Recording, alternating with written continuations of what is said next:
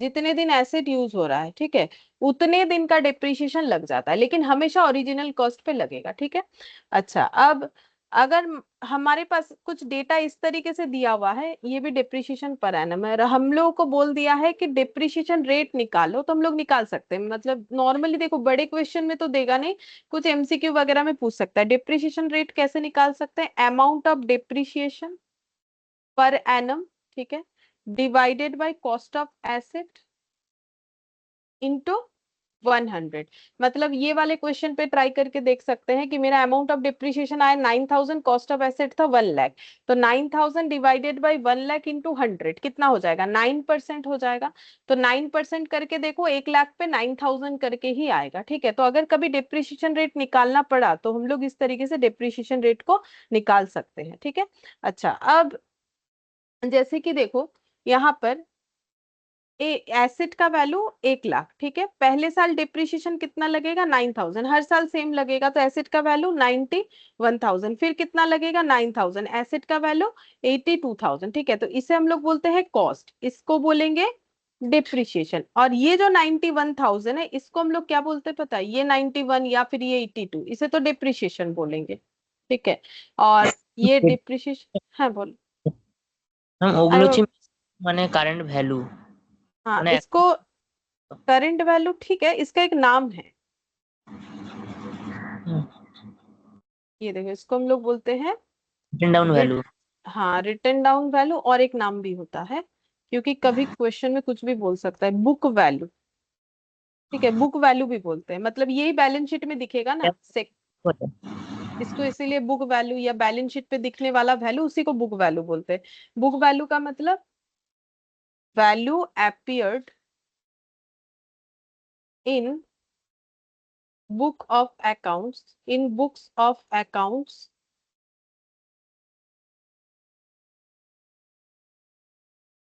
After charging depreciation. Depreciation charge होने के बाद जो वैल्यू बचा हुआ रहता है, उसे हम लोग बोलते हैं रिटर्न डाउन वैल्यू या book value of the asset, ठीक है। अच्छा, अब देखो और एक चीज, book value at the end of useful life, जब यूजफुल लाइफ खत्म हो जाएगा, मतलब ये जो मैंने एग्जांपल लिया उसके हिसाब से जब 10 years खत्म हो जाएगा, तो मेरा book value of the asset कितना आएगा? जो मेरा स्क्रैप वैल्यू है ना। बोलो, ये बात समझ में आ? जैसे मेरा यहाँ स्क्रैप वैल्यू कितना है? 10 years, सॉरी 10,000, ठीक है, रेसिडुअल या स्क्रैप वैल्यू मेरा है 10,000, तो एंड ऑफ यूजफुल लाइफ कितना है? 10 years, 10 years बाद मेरे एसेट का वैल्यू कितना होगा? 10,000। इसी एजम्पशन के साथ ही तो हम लोग चल रहे हैं। ম্যাম 90,000 আছে তো 9 বছর পরে, এই 10 বছর পরে 9,000 করে তোর ভ্যালু তো শেষ হয়ে যাবে। হ্যাঁ, শেষ হয়ে গেলে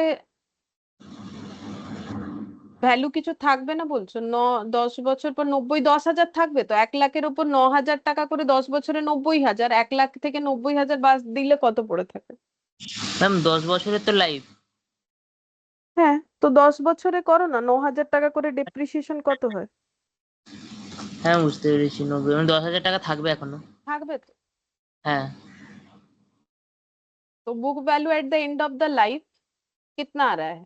10,000, वही मेरा स्क्रैप होगा। अच्छा, अब कुछ बात हमें याद रखना चाहिए। कॉस्ट ऑफ एसेट मतलब, कॉस्ट ऑफ एसेट मतलब book value at the beginning, शुरुआती बुक वैल्यू, ठीक है। और book value at the end मतलब कौन सा वाला? Scrap value. हाँ, स्क्रैप वैल्यू का मतलब book value at the end. अच्छा, और बस, ठीक है, ये बाकी तो मैंने लिखवा दिया, और यहाँ एक्स्ट्रा ना भी लिखवाए तो चलेगा। ये दो फॉर्मूला डिप्रिशिएशन जो है किस तरीके से निकल सकता है, या तो रेट दिया तो इस तरीके से निकलेगा, अगर ऐसे इंफॉर्मेशन दिया जैसा मैंने एग्जांपल क्रिएट किया है तो इस तरीके से निकलेगा। और स्क्रैप वैल्यू का मतलब एक्सपेक्टेड रेसिडुअल वैल्यू, ठीक है, at the end of useful life of the asset. Scrap value का मतलब अगर लिखना है, स्क्रैप का मतलब है, ये भी एस्टिमेटेड होता है, कोई जरूरी थोड़ी है कि हम अगर मान रहे हैं कि मेरा एसेट 10 साल बाद 10,000 का होगा, तो मार्केट में जाएंगे तो मुझे कोई 10,000 ही दे देगा, ऐसा कोई गारंटी नहीं है, कम ज्यादा दे सकता है, ठीक है। एक्सपेक्टेड रेसिडुअल वैल्यू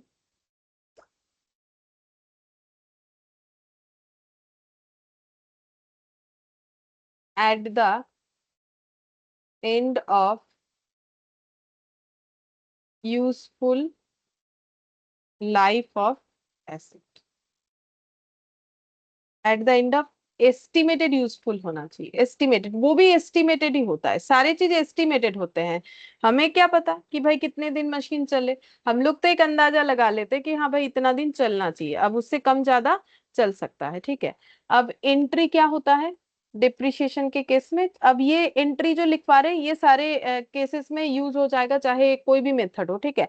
सबसे पहले एसेट परचेज का एंट्री, तो परचेज का एंट्री हो जाएगा fixed asset account debit to cash हो सकता है, टू बैंक हो सकता है, टू क्रेडिटर हो सकता है अगर उधार में लिया तो, ठीक है। ये हो गया परचेज का एंट्री, यहाँ पर हम लिख देते हैं परचेज का एंट्री, ठीक है। इसके बाद नेक्स्ट एंट्री क्या होगा कि अगर हम लोगों ने कुछ अदर एक्सपेंसेस किया, मतलब एक्सपेंस बिफोर यूज, ठीक है, एक्सपेंस बिफोर यूज मतलब इरेक्शन हो गया, इंस्टॉलेशन हो गया, तो उसका एंट्री क्या होता है, उसका एंट्री हो जाएगा फिक्स्ड एसेट, और यहाँ पर ब्रैकेट में हमें एक्सपेंसेस का नाम लिख देना चाहिए, fixed asset account debit to, उसमें भी हो जाएगा कैश या फिर बैंक। अब एक्सपेंस कुछ भी हो सकता है, ठीक है। फिर थर्ड नंबर पे हम लोग डिप्रिशिएशन चार्ज करेंगे, डिप्रिशिएशन चार्ज, तो डिप्रिशिएशन चार्ज करने से एसेट का वैल्यू कम होता है, depreciation account debit to fixed asset, तो यहाँ पर जो भी वैल्यू आएगा।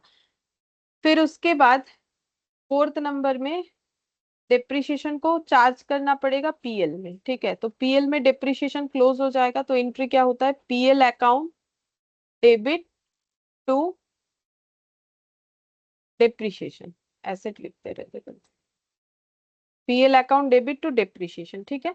अब फिफ्थ नंबर मान लेते हैं कि सोल्ड आउट कर दिया एसेट, सोल्ड आउट, ठीक है, बेच दिया, तो क्या एंट्री होगा, बेचने से बैंक डेबिट होगा, पैसा मिलेगा बैंक या कैश, अकाउंट डेबिट, ठीक है, to fixed asset, fixed asset चला जाएगा। अब पीएल डेबिट हो जाएगा इन केस ऑफ लॉस,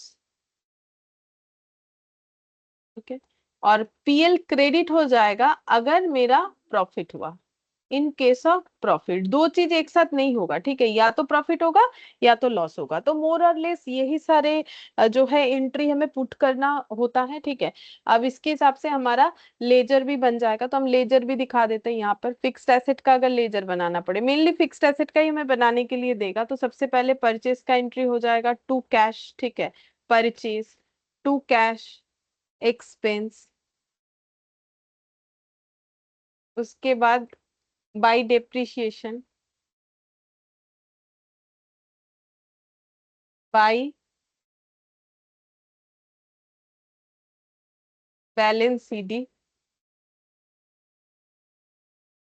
यहाँ पर brought down to balance BD, ठीक है। फिर लग जाएगा मान लो बाय डेप्रिशिएशन, फिर बाय बैलेंस सीडी जो वैल्यू बचेगा डेप्रिशिएशन लगने के बाद, ठीक है, फिर टू बैलेंस बीडी, और अगर हम लोग अब एसेट को बेच देना चाहते हैं तो एसेट बेचने से बाय बैंक पैसा आ जाएगा, ठीक है। अगर लॉस हुआ तो बाय पीएल, अगर प्रॉफिट हुआ तो टू पीएल, बट दोनों चीज एक साथ नहीं होगा, ठीक है, या तो इधर या तो इधर, ठीक है। और उसके बाद ऐसा अगर होता है कि मान लो बेचने के बाद भी हमारे पास और भी कुछ एसेट पड़े हुए हैं, तो उसका डिप्रिशिएशन निकालना पड़ेगा, वो भी आ जाएगा बचे हुए एसेट का डिप्रिशिएशन, ठीक है। तो बचे हुए एसेट का डिप्रिशिएशन आएगा तो बचे हुए एसेट का वैल्यू भी आ जाएगा, bye balance CD after depreciation कितना होगा, ठीक है। तो ये तो देखो हम लोग क्वेश्चन करेंगे तो हमें धीरे धीरे समझ में आने लगेगा। तो ये क्वेश्चन करके देखते हैं, बोला है कि जैन ब्रदर्स ने जो है मशीन लिया है 1 जुलाई 2018 at a cost of 14 lakh and spent 1 lakh on its installation, the firm writes off depreciation at 10% per annum on the original cost every year. The books are closed on 31st December every year. So machinery account and depreciation account. तो देखो illustration 1 in the books of Jain Brothers machinery account.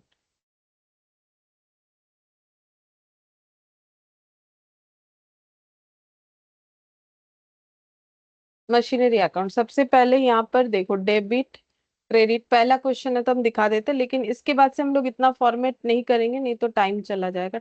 Date particulars, rupees, rupees, date particulars, rupees, rupees. अच्छा, सबसे पहले बोला है कि 1 जुलाई 18 को asset purchase किया है, तो 1 जुलाई 18 को एसेट परचेज का एंट्री हो जाएगा machinery account debit to bank या कैश। तो अगर हम कैश लिख रहे हैं तो टू कैश परचेज 14 लाख का हम लोगों ने एसेट परचेज किया है, ठीक है। फिर उसके बाद बोला है कि उसके बाद 1 लाख का उस पे इंस्टॉलेशन खर्चा किया है, तो डेट कुछ नहीं बोला है, तो उसी डेट पे तो इंस्टॉलेशन का खर्चे का एंट्री भी क्या हो जाएगा, फिक्स्ड एसेट टू, तो फिक्स्ड एसेट है मशीन, मशीन टू कैश या बैंक, तो कैश। यहाँ पर लिखेंगे इंस्टॉलेशन, इंस्टॉलेशन। तो इंस्टॉलेशन कितना हो जाएगा, 1 लाख। तो फिर मशीन कितने का बन गया, मशीन बन गया 15 लाख का। अब इस पे डिप्रिशिएशन लगेगा हर साल 10% करके, और ईयर एंड होता है 31 दिसंबर, तो 31 दिसंबर को डिप्रिशिएशन लगेगा। डिप्रिशिएशन हमेशा लगता है ईयर एंड में, ठीक है। तो 31 दिसंबर 18 डिप्रिशिएशन का एंट्री होता है, डिप्रिशिएशन टू मशीन, तो मशीन में हो जाएगा बाय डिप्रिशिएशन। अब कितना डिप्रिशिएशन लगेगा, एसेट कितने का है, 15 लाख का, यहीं पर हम दिखा दे रहे हैं। डिप्रिशिएशन कितना है, 10%। कितने समय के लिए ये एसेट यूज हुआ, जुलाई से लेकर दिसंबर, तो जुलाई अगस्त सितंबर अक्टूबर नवंबर दिसंबर, 6 मंथ्स के लिए हुआ। तो 6 मंथ्स मतलब बोल सकते हैं 5%, ऐसे करके भी कर सकते हो। देखो 15 लाख है, मतलब कैलकुलेशन जल्दी करने का प्रोसेस बता रहे हैं। 10% फॉर फुल ईयर, तो हाफ ईयर 5%, तो 15 लाख का 5% हो जाएगा 75,000, तो यहाँ पर आ जाएगा 75,000। तो बाकी बचा हुआ वैल्यू हो जाएगा बाई बैलेंस सीडी। 15 लाख से 75,000 माइनस करके देखना पड़ेगा कितना हो रहा है, 15 लाख से 75,000। 14,25,000। ठीक है सर, 14,25,000 ये हो गया। और एक बार करना पड़ेगा, ठीक है। तो पेज यहाँ पर खत्म। नेक्स्ट यहाँ पर देखिए,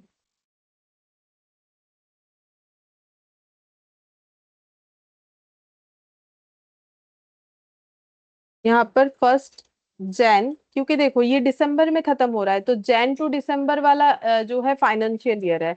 तो फिर 1 जैन को टू बैलेंस बीडी वही 14,25,000 बाई डेप्रिसिएशन, फिर 31 दिसंबर 2019 बाई डेप्रिसिएशन। अब डेप्रिसिएशन कितना लगेगा, क्योंकि ओरिजिनल कॉस्ट मेथड है, हमेशा ओरिजिनल कॉस्ट पे लगेगा 10%, और इस बार पूरा 12 मंथ्स यूज होगा, जैन टू दिसंबर, तो 12 मंथ्स मतलब 1 ईयर, ठीक है। तो 15 लाख का 10%, 1,50,000 हो जाएगा। तो अब एसेट का बचा हुआ वैल्यू कितना हो रहा है बाई बैलेंस सीडी,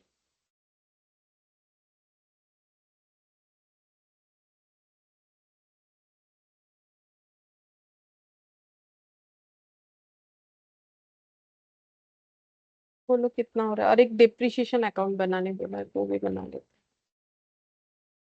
वो तो मैम 12,70,000। 12,75,000। डिप्रिशिएशन अकाउंट, इसमें डेबिट क्रेडिट पर्टिकुलर्स वगैरह कर सकते हो। तो सबसे पहले डिप्रिशिएशन लगा है 31 दिसंबर 18, बाई डिप्रिशिएशन हुआ है तो टू मशीन, टू मशीनरी 75,000, और बाई पीएल 75,000।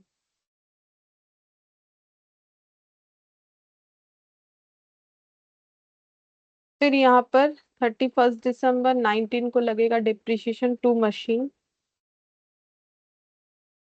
1,50,000 लगा इस पर, और ये फिर पीएल में क्लोज हो जाएगा।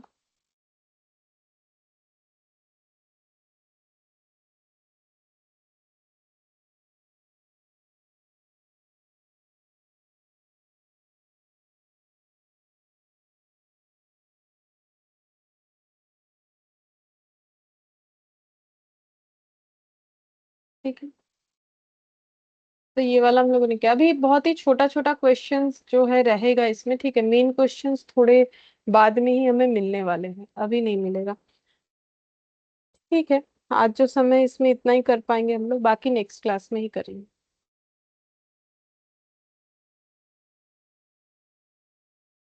Thank you ma'am.